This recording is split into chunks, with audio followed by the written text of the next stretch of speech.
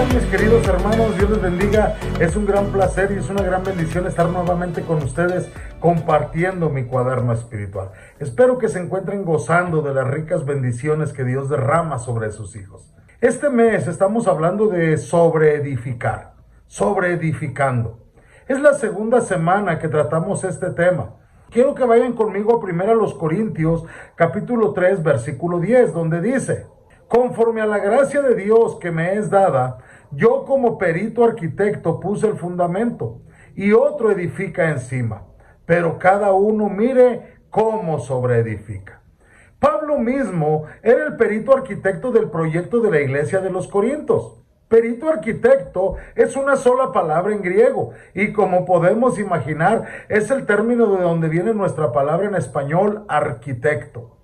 Pero en el tiempo de Pablo, la palabra conllevaba la idea tanto de diseñar como de construir. Entonces sería, como en nuestra actualidad, una combinación entre arquitecto y constructor. Como apóstol, en la especialidad de Pablo era echar los cimientos. A lo largo de los años desde su conversión, el Señor había usado a Pablo para establecer e instruir a muchas iglesias en toda Asia Menor, en Macedonia y en Grecia.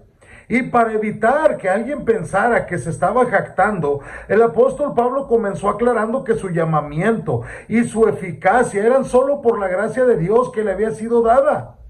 El que fuera el buen constructor fue obra de Dios, no de él.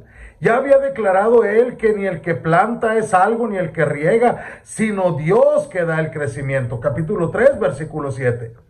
La misma verdad se aplica a los que echan los cimientos y a los que edifican sobre ellos. Unos pocos años después, él les diría a los creyentes en Roma: porque no os haría hablar sino de lo que Cristo ha hecho por medio de mí. Romanos 15, 18. Su gran éxito como especialista apostólico de cimientos se debía exclusivamente a Dios. Él dijo: por la gracia de Dios soy lo que soy, y su gracia no ha sido en vano para conmigo. Antes he trabajado más que todos ellos, pero no yo, sino la gracia de Dios conmigo. El apóstol Pablo trabajó y luchó gracias al poder de Dios y declaró que no había razón para gloriarse sino en el Señor. Él no eligió ser un constructor y mucho menos hacerse él mismo un constructor. Él fue hecho ministro por la gracia de nuestro Dios y se consideraba a sí mismo como el más pequeño de todos los santos. Él animaba a las personas a que no lo alabaran, sino a que oraran por él. En los 18 meses que pasó trabajando entre los corintios, estuvo predicando y enseñando el evangelio y nada más. Una expresión en este contexto no tiene que ver solo con la sabiduría espiritual, sino también con la sabiduría práctica, con la habilidad. Pablo sabía que había sido enviado a Corinto para edificar los fundamentos de una iglesia ahí, y eso es lo que él hizo cuidadosa y hábilmente. Él contaba con el motivo correcto, con el mensaje correcto y con el poder correcto. Cuidadosa y diligentemente planificaba y echaba unos cimientos sólidos. Los cimientos eran profundos y permanecerían. Los cimientos son solo la primera parte del proceso de construcción. La tarea de Pablo era establecer los fundamentos apropiados del evangelio, establecer las doctrinas y principios para la creencia y práctica que Dios le había revelado. Después de su salida, otro tendría que edificar encima.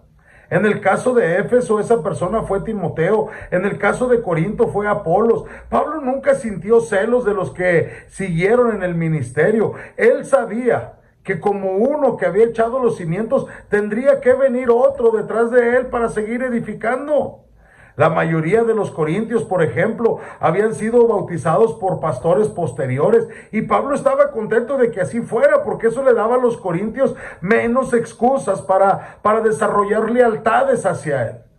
Sin embargo, el apóstol Pablo sí estaba bastante preocupado, pero estaba bastante preocupado de que edificaran sobre el cimiento, pero que trabajaran fielmente como él lo había hecho.